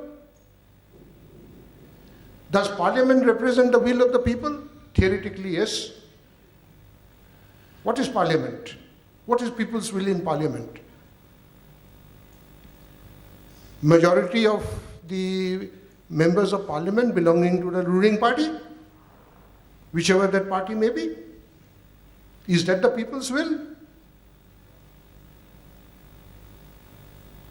So let us not bring in the people's will. Let us talk about parliamentary practices. This book that Gogoi Sahab referred to, I'd heard of it vaguely, but Gogoi Sahab told me ye padhne layak hai. And thanks to him, I've been able to read the book. And more arguments that emerge from this very book itself, sir.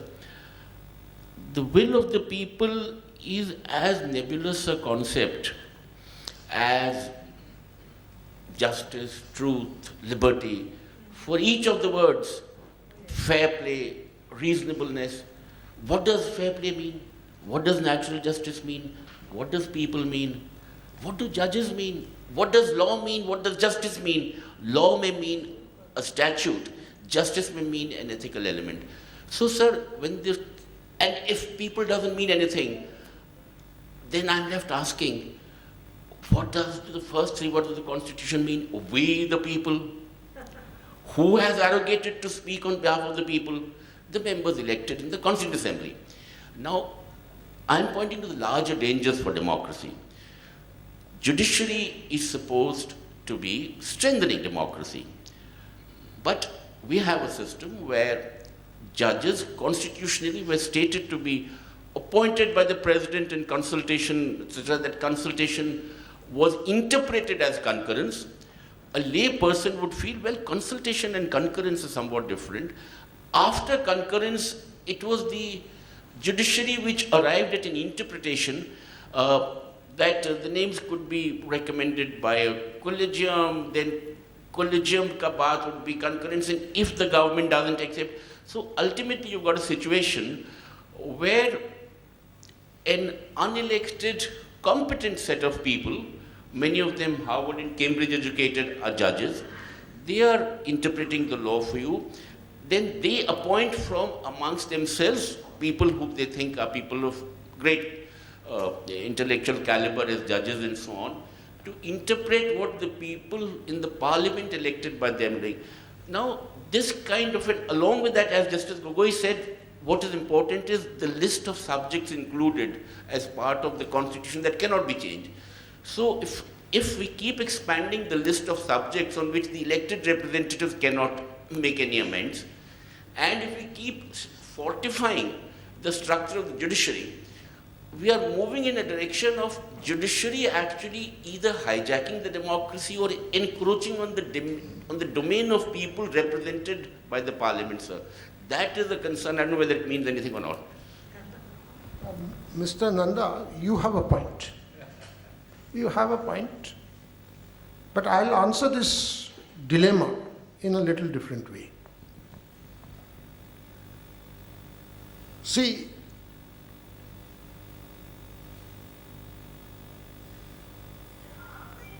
Mr. Nanda, can you pinpoint any particular change or innovation that Parliament wanted to bring to enhance the spirit of the Constitution, which the judiciary prevented? Judiciary has it created an obstacle? This is a very grey area, sir, on which a lot of us keep having discussions and thoughts. Now, coming to a very recent instance, Samvidhan Constitution reflects certain ideas of the people. Now, we know as part of this very many legal, when you look at the copy of the Samvidhan, it's an inverted kind of a triangle that you see, the original copy, and that has the national logo, Ashok Chakra and all. And uske niche likha hua hai Satyamev Jayate. If you look at the original copy of the Samvidhan in Parliament, our Constitution's original is not a printed one. It is very nicely calligraphed and handwritten one. And that has pictures and so on.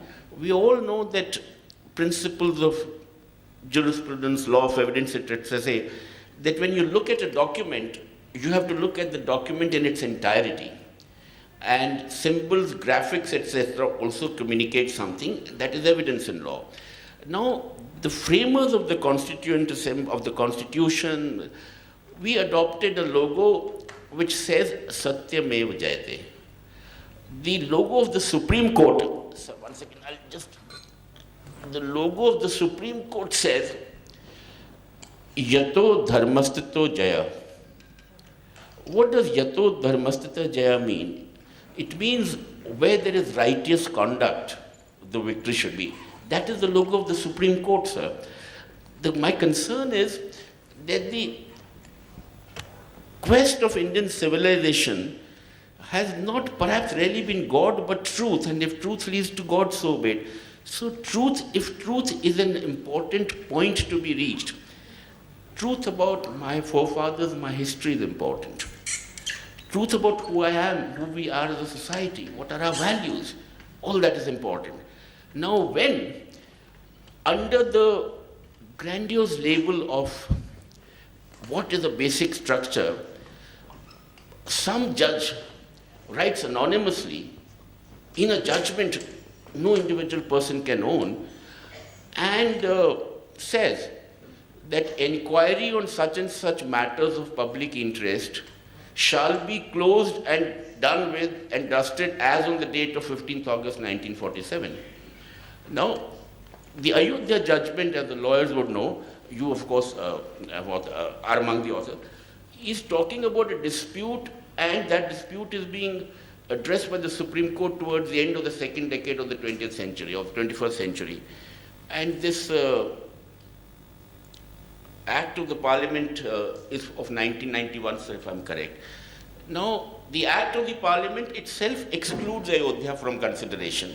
There is a unanimity about that, even in the political discourse.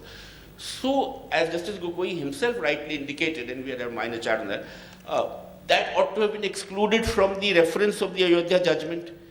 It was not required to be decided, but some people felt that that should be mentioned as part of the basic structure. Now, the 91 Places of Worship Act has been mentioned as part of the basic structure in a judgment which was not primarily even looking at that subject. And now that is what the Supreme Court is now debating, the entire country is debating. So these kind of things perhaps do lead to a very confusing kind of a discourse amongst the country and wastage of people's energies also, sir, my submission. What is life without confusion? The more the confusion, the more the solutions. Now, Mr. Nanda seems to have a little grouse against Harvard and Oxford returned lawyers becoming judges.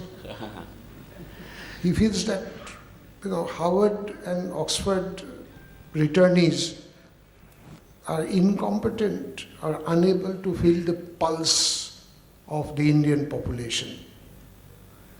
Now, I would not start with any such negative proposition, Mr. Nanda. Harvard, Oxford, these are training grounds of disciplining the mind. These are not branded products. Education, universities, these are all training grounds for disciplining the mind. So whether you are disciplined in Jaipur or Jaipur or Harvard, I don't think it makes a difference. It's the mind, how it works. If you are sensitive, you are sensitive. If you are insensitive, regardless of where you got your training, you are insensitive. Now, one minute, Mr. Nanda. See, what the judiciary wants is people with sensitive minds, people with commitment, people with a mission, with a zeal, people with a sense of fairness. There is one, I'm reminded of a gentleman, Shiv Khera. I believe he goes around creating positive feelings and encouraging people to be a success in life. and he's a very highly sought after speaker. You know, when I was in Punjab, Shiv Khera came and he lectured for about 45 minutes. And then he asked me, the chief, what do you think? I said, look, I think I'll sum up your arguments in 2 words. The essence of life, the essence of judgeship. Be fair. When you are fair, you know that you are fair, and when you are being unfair, you know when you are being unfair. That each one of us know. And that is the sensitivity of a judge. Be fair. The chair of a judge is not to create anything. You're not running a popularity contest. You're not creating an electorate. You're not creating a base. You're dispensing justice. And as Mr. Nanda said, this is a very elusive concept. Justice, kya hai ye? Nothing. Justice is very simple. Be fair. Be fair. Jisko jo dena hai, jo hak hai, de do. That's all. So, whether you are trained in Harvard or in Jaipur or in Guwahati or in some small place in Assam, this sense of fairness is what comes to you as a human. And this sense of fairness, if it is missing in society, you have problems. And in today's society, you have it missing. Because the emphasis, as I said, is not on the family. The family is the breeding place for all this. The family life in most of the countries, including India, India is much better off, is gone. Everything is, look at our constitution. All, oriented towards individual rights, fundamental rights, legal rights, the protection of the individual. What about society? What about the family? It's easy to find fault with the laws, the constitution, and whatnot. But life evolves. Life keeps on evolving. And whether it's good law or bad law, that's what society decides. And through and getting the pulse of the social field, the society's opinion, it's the members, the elected members who decide. Yes, Mr. Sir, among the major challenges or the ones that are talked about that you handle the issues both as a Chief Justice, one was the question of a lot of confusion about what was your response in handling the case about the petition about Kashmir after the obviating of the Article 370. And interestingly, the media reported that Justice Gogoi has no time for Kashmir. I would like you to, in your voice, respond as to what you've said in the book actually. I don't know why the media said it. I love going to Kashmir. Every opportunity, every chance I get, I go to Kashmir. Why would Justice Gogoi not have time for Kashmir? I mean, but Mr. Nanda, I have dealt with all this in my book. Perhaps you have read it. Yes, yes. Right. I said public discourse. This is what is public discourse, the media. The media says Justice Gogoi does not have time for Kashmir because I was doing the Ayodhya matter. Maybe they didn't want me to do the Ayodhya matter. But they forget that on the same day, as a Chief Justice, I assigned the Kashmir cases to another bench to be heard on the day after. This they don't report. छोड़िए mister Nanda, ये media को मत लाइए. No, हम sir media को छोड़ेंगे नहीं. मत लाइए. Now I have seen media, like every social entity, There is good media, there is bad media. There are good judges, there are bad judges, there are good lawyers, there are bad lawyers, there are good doctors, bad doctors. Right? Be magnanimous. बोल दिया क्या है? I have dealt with all these issues in my book. Why Right. you want to repeat? पढ़ो आप. So I brought it to the attention of the people so that they are interested in the book, and I wanted to talk about the media also a little bit, because media, when it talks about law, creates information and disinformation both.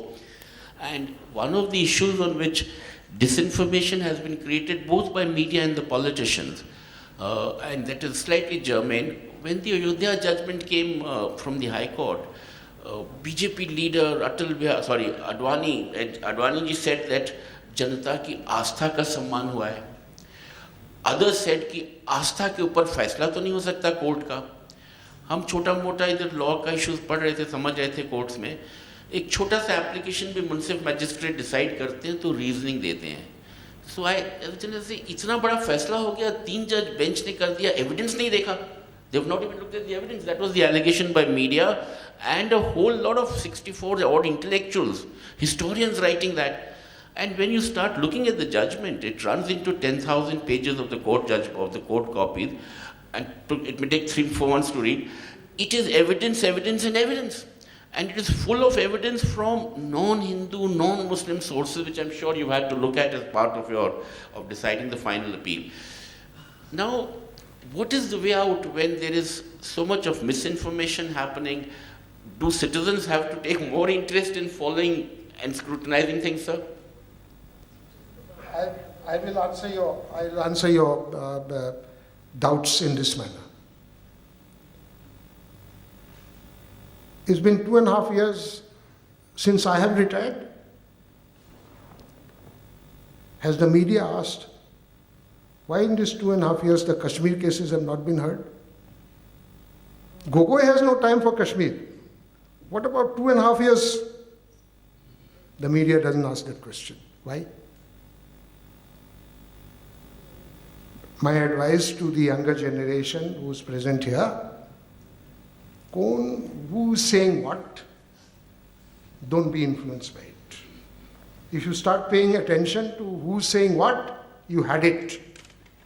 You'll not be able to perform. Do whatever you are required to do in the best traditions of the office with your conscience clean. That's the only way.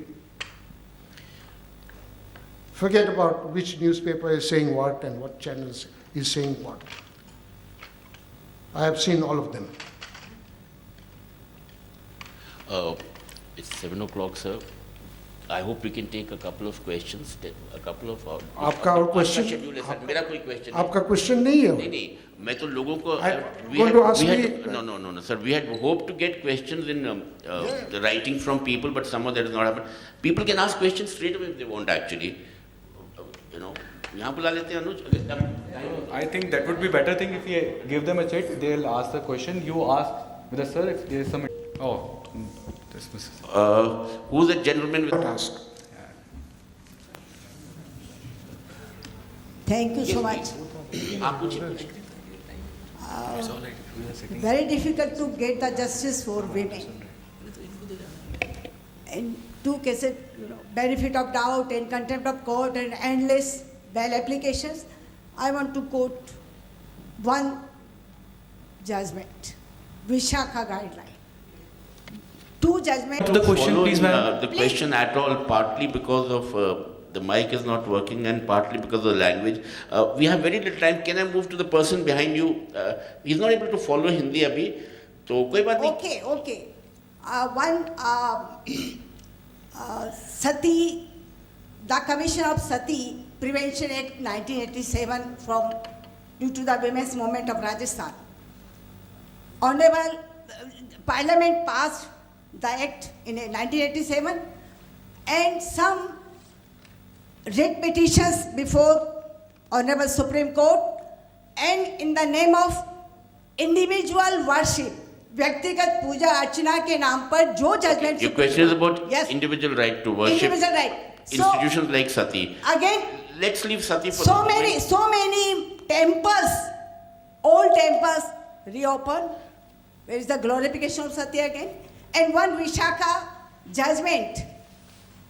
Honorable Supreme Court delivered very historical milestone judgment on Ma'am, 1997.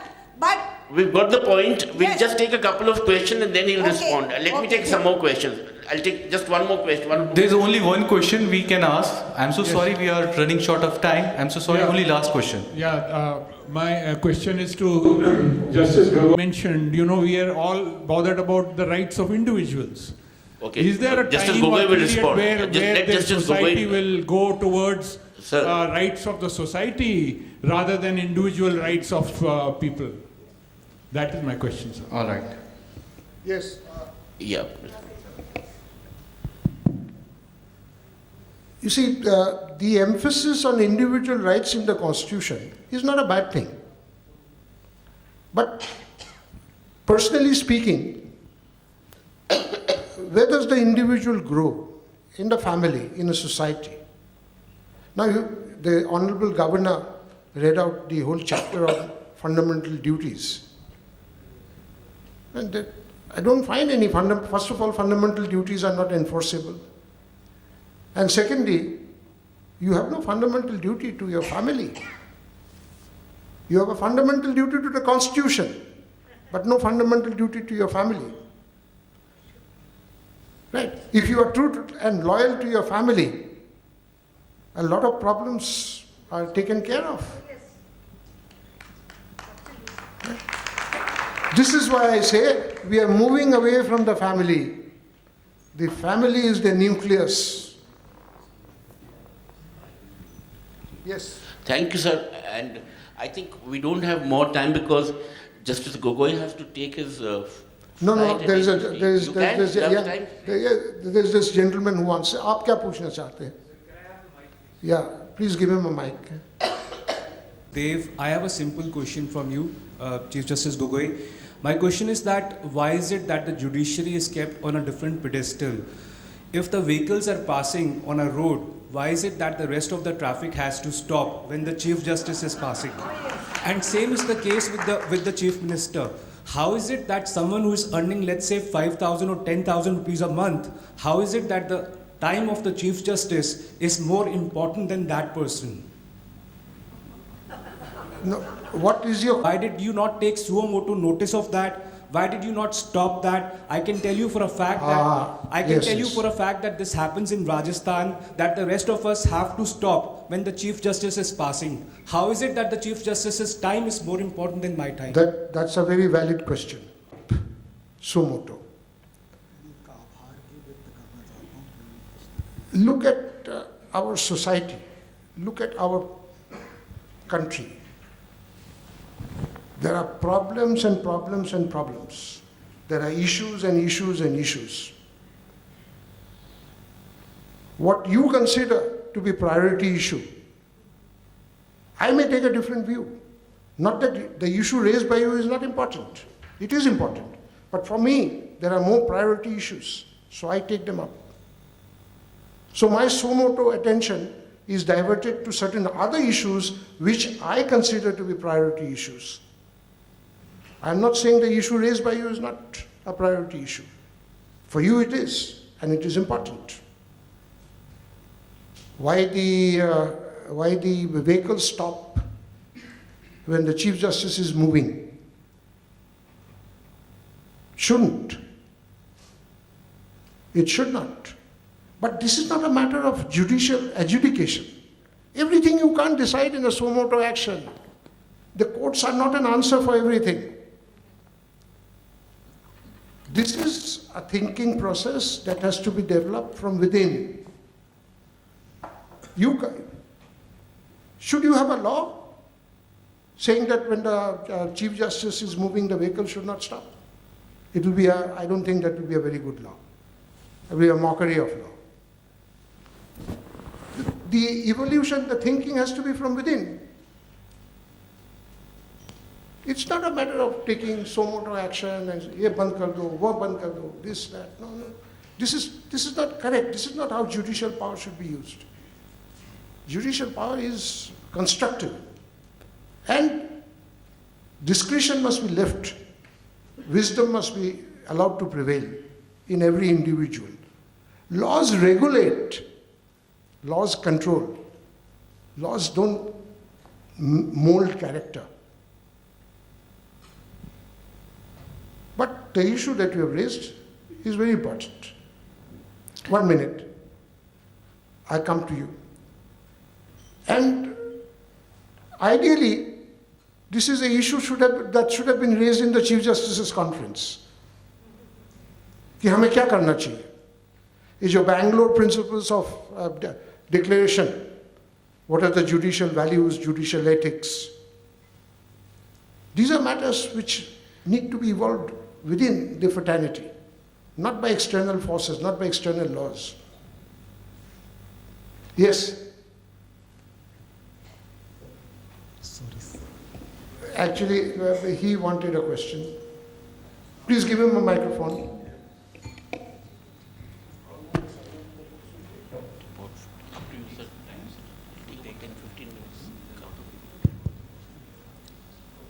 Sir, there is an impression to this, and what is the solution for this? Shall I give you a frank answer? Yes, sir, please. You want a frank answer? Indeed. You don't do it. I don't, sir. You don't do what others are doing. Right. Legal issues with political overtones brings good publicity. You don't do it. Right. Okay? What else is it? Can I be more expressive? Can I be more frank with you? Court cases with political overtones brings people into focus. The media. So just one small supplementary. Do you think that the senior lawyers or people who have spent decades in this profession, they have a very important role to ensure that the sanctity of the legal process is preserved, and these political. One thing, don't ask me to comment, is on lawyers. Right. All right, this is the last question. Mr. Gopal Sharma. I tell you why. I don't know whether tomorrow I'll need one. So I must be in their good books. All right, this is the last question. Mr. Gopal Sharma is asking, sir. Please. आदरणीय गोगोई साहब, मेरा सवाल जो है वो समापन से जुड़ा हुआ है कि आपने एक तो ये आत्मकथा की तरह से ही संभवतः पुस्तक लिखी है, इसके लिए बहुत बहुत आपका आभार है कि एक चीफ जस्टिस के रूप में आपने स्पष्टता से काफ़ी बातें लिखी होंगी। दूसरा, अयोध्या को मैंने 3 दशक से ज़्यादा कवर किया है हर इवेंट के ऊपर, तो इस जजमेंट के लिए मैं एक देशवासी और नागरिक के रूप में आपके प्रति बहुत बहुत आभार व्यक्त करता हूं और आपका अभिनंदन करता हूं। बस इतना ही मुझे कहना है। I go away a little disappointed.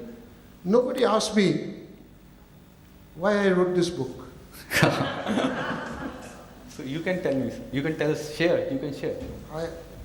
I'll certainly tell you. I wrote this book because of COVID.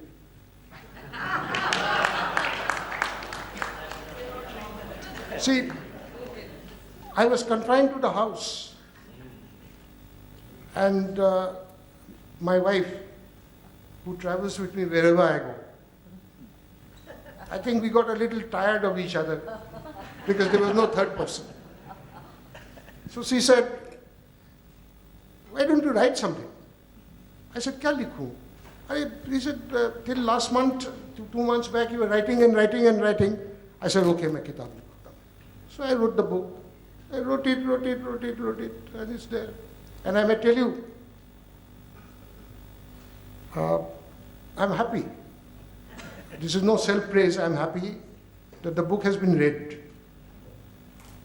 And in fact, 2 or 3 days back, I've got an offer from Rupa, the publishers, to write another book. Beg your pardon? If I tell you that, then where is the suspense? Right? Life is suspense. It may be part 2, it may be unconnected. I don't know whether I'll write. If there is COVID comes, I'll write. If COVID doesn't come, Moving towards book signing, sir. beg your pardon? Book signing, shall we move towards book signing?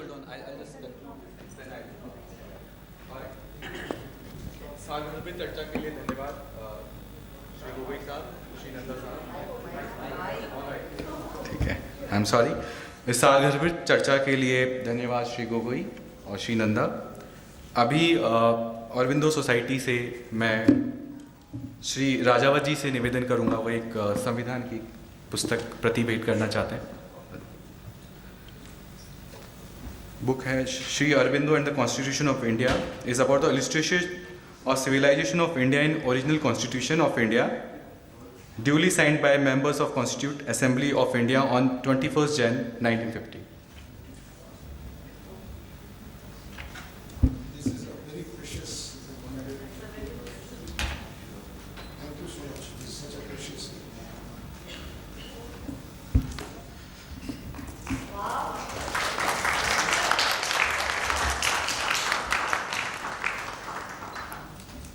कार्यक्रम अपने अंतिम चरण में है।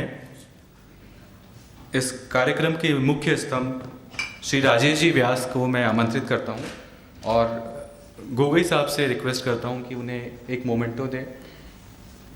राजेश व्यास जी हमारे साथ शुरू से जुड़े रहे हैं सर, और राजभवन में कार्यरत हैं और हमारे लिए इनका ऋण है ये, पहले देना था, बकाया को देना चाहते।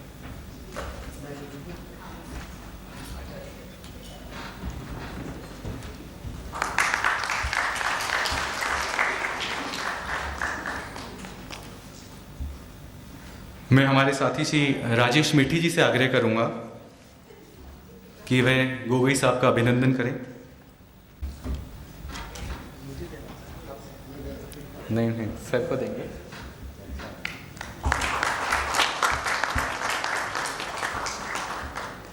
देवकरण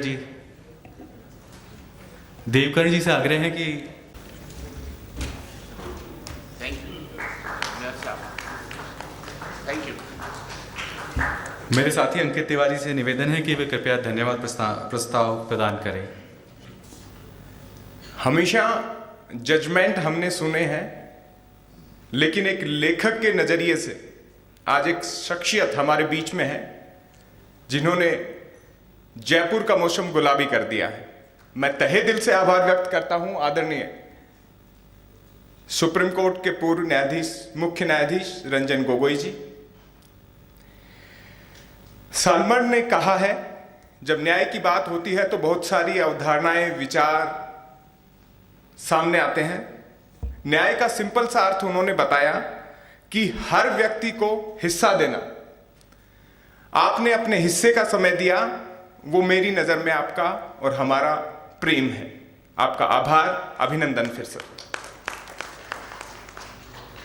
माननीय राज्यपाल कलराज जी मिश्र इस कार्यक्रम की शोभा बढ़ाई, हमारे बीच में आए। उनका उद्बोधन हमेशा के लिए हमेशा हमारे लिए बेहतरीन होता है।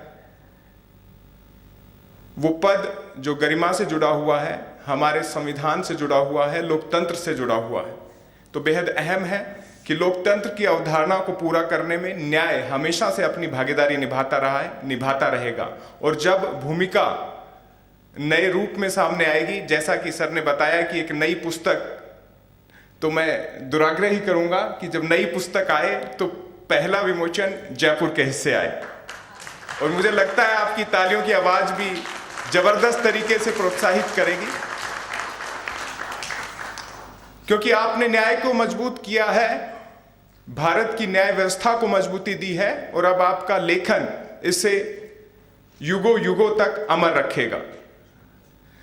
आदरणीय रमन नंदा जी पत्रकार के बाद नई भूमिका में है सर। जैसे आप मुख्य न्यायाधीश के बाद नई भूमिका लेखक के रूप में है, वैसे अधिवक्ता के रूप में सर की भूमिका है। एक बेहतरीन संवाद किया, आपने समय दिया, आपका आभार। अनुज जी जो इस खास कार्यक्रम के लिए लंदन से आए हैं, उनका आभार कि आपने बेहतरीन संचालन कर समा बांधे रखा। हमारे तमाम सहयोगी, आप देख रहे हैं Prabha Ketan foundation, grass root media foundation, Shree cement, we care, IT hotels और किताब। ये एक माध्यम है, एक जरिया है आपसे जुड़ाव का, सोसाइटी को कुछ देने का। आपके शब्दों ने इसे बेहतरीन तरीके से संजोया है और इस समा को अर्थ है कि जहां आपने जन्म लिया है वो स्वर्ग है, और इस भारत में हमने जन्म लिया है और ये स्वर्ग से भी बेहतर है। आप सभी का आभार, अभिनंदन फिर से, धन्यवाद सर। धन्यवाद अंकित जी। जितना इस कार्यक्रम को सफल बनाने में मुख्य अतिथि और नंदा जी का योगदान है, उतना ही प्रभावशाली योगदान आप सभी का है। आप सभी का इस कार्यक्रम के सफलतापूर्वक आयोजन के लिए हृदय से आभार।